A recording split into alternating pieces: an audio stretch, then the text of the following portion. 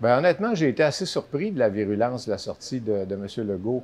On savait que M. Legault préférait un gouvernement conservateur à un gouvernement libéral, conservateur minoritaire de préférence. Ça a toujours été évident.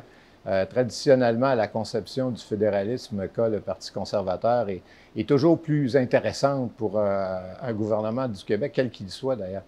M. Legault l'avait exprimé d'une façon, disons, assez feutrée au départ. Il est revenu de façon un peu plus précise quand il a présenté sa liste d'épiceries, l'ensemble de ses demandes aux chefs des partis fédéraux. Ce matin, M.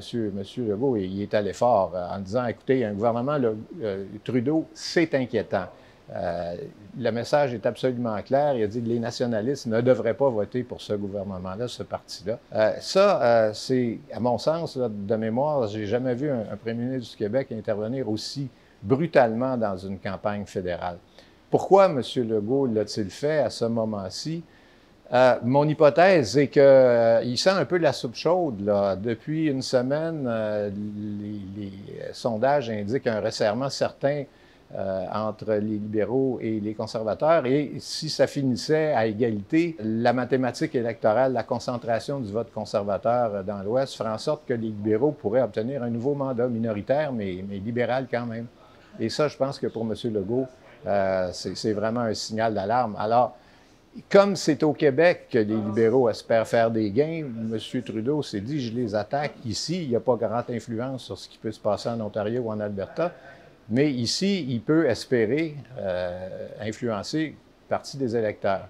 Est-ce que ça va marcher? Il est possible qu'un certain nombre d'électeurs caquistes se disent, bon, Legault le dit, on va voter conservateur.